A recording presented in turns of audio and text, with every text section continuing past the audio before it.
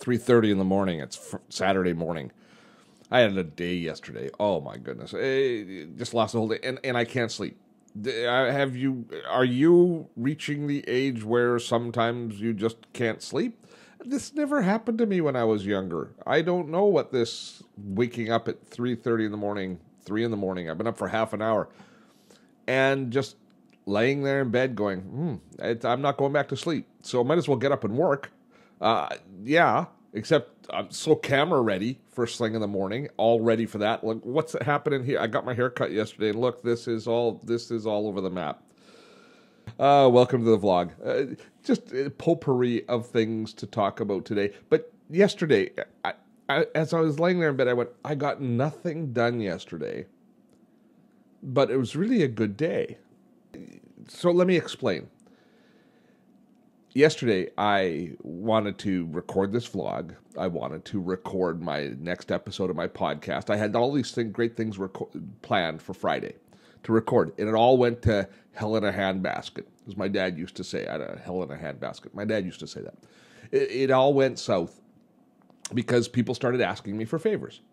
But when I thought about it, everybody who I asked for favors has done so much for me that I feel like, I was obligated to do these things, and I'm not bitter about losing the day, but it's just like it was like an opportunity to give back a whole bunch of little places, but it ended up with the whole day being gone and me not getting anything done. Consequently, 3 in the morning waking up and going, I didn't get anything done yesterday, and yet today, so here we are. This is a rambly thing. This is not the way I planned for this vlog to come together. It's all made total sense in my 3 in the morning brain. It all started Thursday night. Thursday night, I am working away, and I knew I had a window of opportunity to record on Friday. And then I got a text from my friend Eric Fisher, who works at Social Media Examiner. And they had somebody that canceled out on doing their live stream the next day on Saturday. So I thought, so he reached out to me and said, can you step in and talk about some cool new things that are happening on YouTube? And it meant that I wouldn't be able to do some of the recording that I wanted to do in the morning, but these guys have been awesome to me. Social Media Examiner is one of my go-to resources. They put me on stage at Social Media Marketing World, which is, again, I'm going to be speaking there this coming year.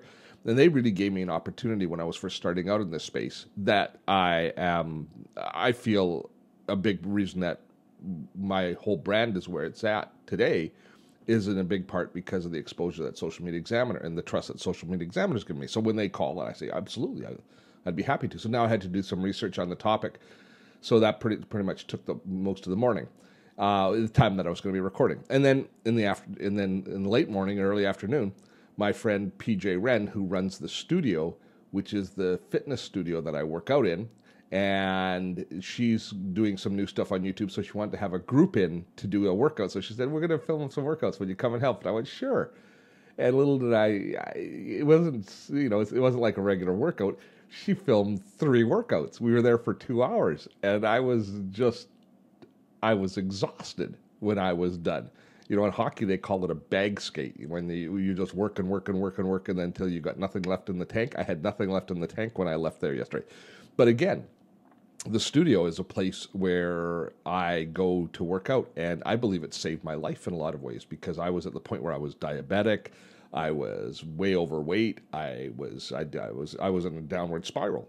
And here I found this gym that had fitness classes that I was comfortable in, that worked to my level, that gave me a community to work with, and it's turned me around. And so, if they ask, I'm more than willing to help wherever I can. So here I had 2 groups that have helped me out in very different areas that both asked for my time, and it ended up that the whole day was gone with the working out by the time I got home. Even though I theoretically could have done some more recording at that point there, I was toast. So I needed to chill and then went to bed early. And I thought I would sleep through the night after that workout, but no, 3 in the morning, here I am, vlogging away to you. So what does that tell you? Maybe she didn't work me hard enough yesterday. But that was that. So that's, so there's a lot of gratitude. So I lost a day, but I feel good about it. But I feel bad that I didn't get the vlog done. But now we're doing it. So it's all good, I suppose. Here's what's bothering me. Do you have Christmas traditions? Are traditions a big part of? I mean, growing up in Vancouver, Christmas was huge as a kid, and I've got great memories and lots of traditions starting. For example, we are a Christmas morning gift opening family. I can't imagine. It's beyond my understanding people who open their presents on Christmas Eve. It just seems abhorrent to me. I don't know why. I guess it's because I want to go to bed with the anticipation of Christmas morning. And yet I've got friends who do the Christmas Eve opening, and they tell me it's awesome, that they love it. And I just look at them like they have three heads. So I'm Christmas morning. You can tell me in the comments if you're a Christmas morning person or a New Christmas Eve person. And I don't mean to cause a lot of conflict, but I'm definitely a Christmas morning person. But looking at the traditions that are new, my kids are all, like my youngest is now 21. So I missed this whole hideous new tradition of the Elf on the Shelf. Now, if you're like of a vintage of me and you don't know what Elf on the Shelf is, they sell them in the stores. They're these creepy little elves that you put on your shelf at home, and it's one of Santa's elves that comes to visit close to Christmas. Here's the theory: it comes to visit to check on the kids to make sure that they're being good, and it's a magical elf.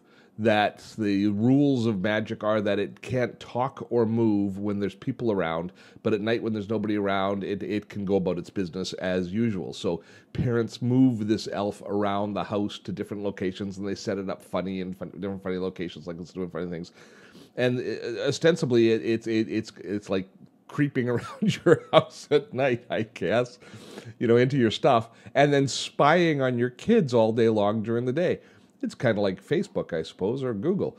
But kids use this, and parents use it. Now, I think some parents use it from the whimsical and fun nature and magical nature of the concept of the Elf on the Shelf. But I know, and you know, that a lot of parents are using it not from the whimsical and magical and fun aspect, but they're using it to say, hey, if you misbehave, that elf is going to see it, and Santa's going to get word, and you're going to be screwed at Christmas. And you're messing with your kids. I think the price that you pay for the Elf on the Shelf 10 or 15 years down the road in therapy with your kids is going to be profound. I'm just not a big fan.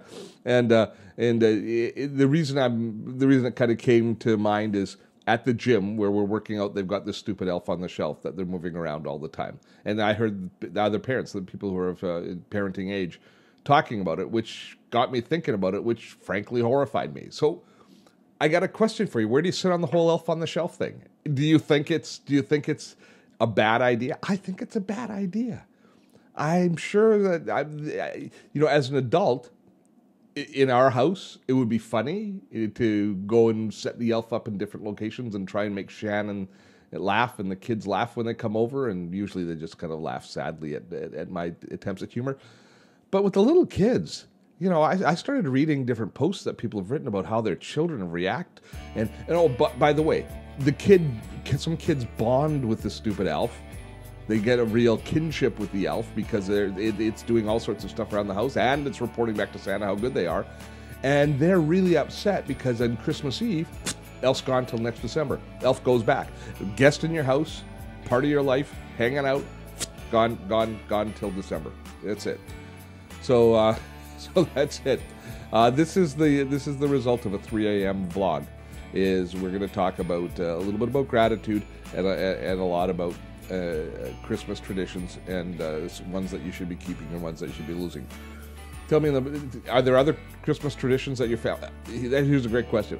Do you have any Christmas traditions that your family does that you just wish they would not do? You could totally do without that tradition. That would be something great to see in the comments. Yeah, enough serious stuff. We're just going to deal with fun stuff this week. And next week we'll talk more about baby boomer stuff and all of that kind of stuff. But today, it's more about traditions, Christmas traditions. I'm getting ready. Have fun storming a castle.